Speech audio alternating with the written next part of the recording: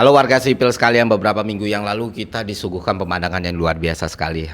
Kita sebagai masyarakat bisa menonton sesuatu yang oke banget. APH kita bekerja dengan luar biasa sekali. Kejaksaan mengungkap mega korupsi MBG yang benar-benar merugikan sehingga membuat seluruh pelaksanaan dan tata kelola BGN itu dirombak, dan kita berharap hasil yang terbaik. Tentu kalau saya pribadi berharap program itu ditiadakan ya. Cuman ya kalau emang nggak bisa ditiadakan ya dijalankan dengan lebih baik lah. Ya ada kemajuan memang dari hasil itu, yaitu anak sekolah tidak lagi diberikan MBG, yang mana itu ternyata berdampak direct kepada harga-harga bahan pokok di pasar yang jadi jauh lebih stabil gitu. Oh, sekalinya APH kita bekerja dengan benar kayak gitu cuy, luar biasa sekali memang. Nah ternyata tidak cukup sampai di situ tuh, setelahnya gitu kita melihat juga wah pengungkapan sebuah kasus yang luar biasa sekali ya, yang kena Japimsus kita Pak Febri gitu ya, yang mana ditemukan duit ratusan miliar yang nilainya lebih tinggi daripada yang didapatin Argentina di World Cup 2026 dan emas 74 kg. Wow, luar biasa sekali. Tapi sayangnya ini tidak bisa kita nikmati secara lama ya. Penegakan hukum yang luar biasa sekali ini, saling cross check antara lembaga penegak hukum kita. Karena apa? Karena wah tiba-tiba ya sudah menggantung begitu saja. Kasus ini akhirnya dikembalikan lagi ke kejaksaan, dan sampai sekarang kita tidak melihat Pak Febrinya ditangkap ataupun diperiksa secara serius gitu. Walaupun statusnya udah tersangka, walaupun setelah tersangka sempat jadi saksi lagi, balik lagi jadi tersangka. Dan ini tentu sangat disayangkan dan bisa berdampak besar pada penegakan hukum dan tingkat kepercayaan publik pada pemerintah kita. Oh, how could I ever compete with her? How could I ever trust you again?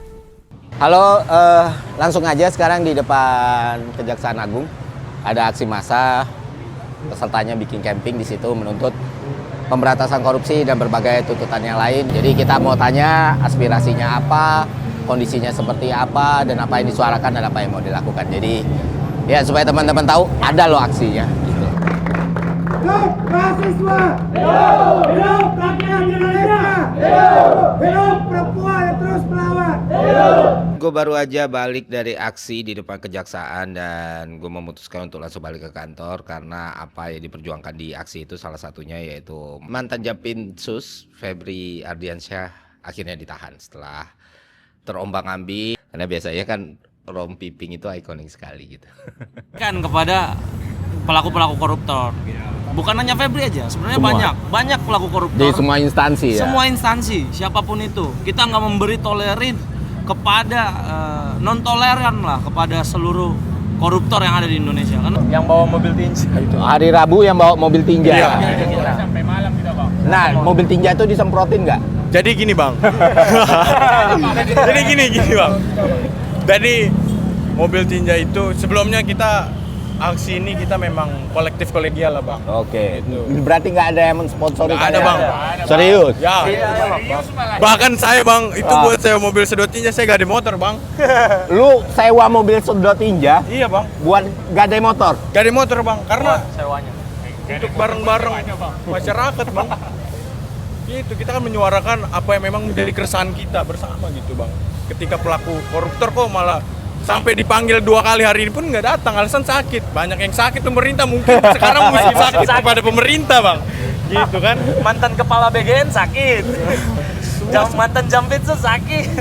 Nah, lalu kan Pengacara juga sakit. Pengacara. Aksi kita camping ini sebenarnya bentuk daripada apa yang kita suarakan terkait dengan tuntutan bagaimana kejelasan status tersangka Febri yang hari ini masih belum jelas. Jadi kami juga menyayangkan terkait dengan apa pelimpahan kasus dari polisi ke kejaksaan perlu dipertanyakan juga, karena kita mempertanyakan integritas kejaksaan dalam menangani kasus Febri Ardiansyah yang seorang mantan Jampitsus, karena kami takutnya ada kepentingan-kepentingan atau mungkin tekanan dari internal atau dari siapapun yang mungkin orang-orang Febri Ardiansyah, sehingga kami meragukan terkait dengan integritas kejaksaan dalam mengusut kasus Febri Ardiansyah. Halo teman-teman, sekarang kita bersama teman-teman Humanity Care. Humanity Care di aksi di depan kantor kejaksaan dan udah ada camping. Kita wawancara sedikit untuk melihat situasinya karena mereka stay di sini berapa hari? Kayaknya malam ini sih. Oke, ya udah kita wawancara dulu. Dan kita menyampaikan amanah dari warga Trits untuk mendistribusikan logistik makanan minuman dan juga kita standby-kan ambulan itu di sini untuk mensupport aksi mahasiswa hari ini. Seperti itu ya. Jadi kita percaya ya, jangan sampai demokrasi kita yang murni dari suara rakyat ini disusupi oleh pihak-pihak yang menunggangi seperti itu kan. Dan saya pribadi punya slogan seperti ini. Kalau memang misalnya pendemo itu atau mahasiswa itu kenyang perutnya, tidak haus, tidak kelaparan gitu kan, pasti mereka menyampaikan aspirasi itu dengan kondusif ya. Saya bagian tenaga medis. Jadi kalau Oke. ada mahasiswa yang sakit, tiba-tiba pingsan atau kita nggak tahu ya kalau misalnya anarkis ya mungkin akan kita rujuk ke rumah sakit. Tapi so far terkendali ya. Sejauh ini sih aman, tapi pernah waktu demo Trisakti kemarin Iya. kita rujuk 2 kali. Saya merupakan kolaborator dari Humanity Care. Jadi Oke. saya itu menginisiasi dari warga oleh warga. Kita itu juga membuka donasi untuk mensupport logistik maupun tenaga kesehatan, relawan dan juga konsumsi. Tapi yang paling utamanya untuk dari kami sendiri itu adalah unit armada ambulan. Jadi setiap ada aksi-aksi seperti ini maupun yang lalu-lalu itu yang mensupport armada ambulan adalah dari warga. Ya udah tadi gue menyempatkan ke sana teman-teman dan bertemu dengan orang-orang yang luar biasa, teman-teman mahasiswa BEM Persatuan Indonesia tentu, Humanity Care, Lady Backridge, dari warga untuk warga dan berbagai teman-teman ataupun elemen masyarakat yang lain yang standby, yang steady, yang menggelar aksi dengan sabar, dengan penuh antusias juga, dengan tuntutan yang jelas juga, bahkan mereka buat camping di situ. Luar biasa sekali. Dan it's such honor ya bisa bertemu dengan orang-orang seperti itu, teman-teman. Jadi yang mau gue sampaikan di video ini sebenarnya simple dan singkat banget ya. Febri Ardiansyahnya itu udah ditangkap dan udah ditahan dan ini belum selesai teman-teman. Ya kita nggak mau kasusnya itu menggantung atau mengambang dan lain sebagainya sehingga nggak ada kejelasan gitu, karena apa yang dilakukan dan apa yang terlihat dan bukti yang udah tertera di masyarakat itu udah jelas banget gitu. Ada uang ratusan miliar dan emas 74 kg di rumah PNS, itu kan sangat-sangat tidak wajar sekali ya. Dan kalau kita lihat track recordnya Pak Febri ini dulu waktu masih aktif di kejaksaan, itu masih aktif di Japitsus ini, dia sering menangani mega korupsi. Tapi belakangan mega korupsinya itu tipikal mirip gitu loh teman-teman, karena kasus-kasus yang dinilai korupsi karena kerugian negara gitu atau potensi kerugian negara, bukan karena ada emas dan uang miliaran di rumahnya atau di brankas atau di bunkernya atau dimanapun lah dia taruh gitu. Nggak ada tuh. Kalau kalian bisa lihat kasusnya Pertamina yang dibilang oplosan lah segala macam, ternyata nggak keluar di sidangnya dan itu nggak ada tuh yang namanya oplosan dan lain sebagainya. Terus kasusnya Nadiem, kasusnya Ibam, terus kasusnya Pak Tom Lembong, terus kasusnya Tanihub dan lain sebagainya, yang mana membuat kita semua bertanya-tanya nih, ini pemberantasan korupsi sekarang kok unik ya gitu loh, karena menyasar teknokrat, praktisi, expert, akademisi dan lain sebagainya, tapi jarang banget kita lihat yang true politisi yang benar-benar oke, ketangkap tangan atau ketemu uang yang ratusan miliar atau emas 74 kilo enggak gitu. Dan itu spesialisasinya Pak Febri ini selama ini. Jadi banyak orang yang bilang, makanya banyak sentimen publik yang bilang kasus-kasus ini kriminalisasi dan lain sebagainya. Tapi Pak Febri pakai argumen yang sama juga waktu ditahan tadi. Dia bilang ini kriminalisasi. Ya kita lihat aja fakta persidangannya nanti seperti apa. Dan gue kira pemerintah harus serius mengurus kasus ini ya, karena kredibilitas pemerintah ada di kasus ini juga, melihat bagaimana komitmen pemerintah pada pemberantasan korupsi sebenarnya gitu. Karena kemarin-kemarin ini prosesnya juga agak aneh ini kan, lempar-lemparan kiri kanan gitu. Bahkan sempat pula statusnya udahlah tersangka gitu, jadi saksi terus balik lagi tersangka lagi. Waduh itu kacau banget lah. Dan gue pribadi ya, gue ngerasa ada momen-momen yang luar biasa sekali loh di Indonesia ini, jarang-jarang gitu beberapa minggu yang lalu gitu ya, kita melihat bagaimana APH saling melakukan cross check gitu. Itu keren banget gitu ya, kayak kasus MBG terungkap dan ditangkap, banyak yang dibawa gitu kan.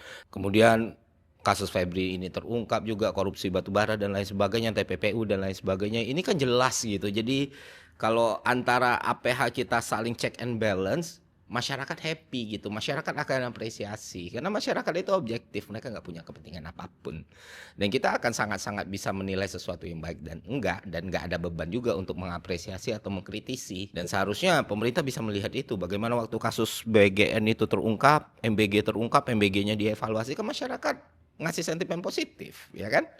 Begitu juga sebaliknya gitu, waktu kasus 74 kg emas ini kelihatan, uang ratusan miliar ini kelihatan, ke masyarakat juga ngasih apresiasi. Sayang kalau ini tidak dipertahankan Bapak Ibu semua.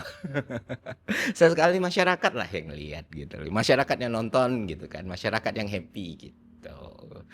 Nah, bicara lagi soal Pak Febri ini, latar belakangnya dia juga satu kampung sama gue ternyata, sama-sama orang Jambi Pak. Dan ternyata dia mahasiswa bokap gue dulu. Jadi dia lulusan Universitas Negeri Jambi ya, Unja, S1-nya hukum, 92, bapak gue ngajar dari 90 gitu. Wow. Dan memang kasusnya itu sangat-sangat menarik karena pingpongnya tadi kan, karena sempat mengelak terus bilang aku itu rumahnya dia, benar rumahnya dia, terus dibilang enggak lagi, terus dibilang ada lagi orang yang ngaku itu emas dan uangnya. Ya kita you know lah kenapa kasus ini jadi sangat kompleks dan menarik sekali, ada tarikan gitu kan.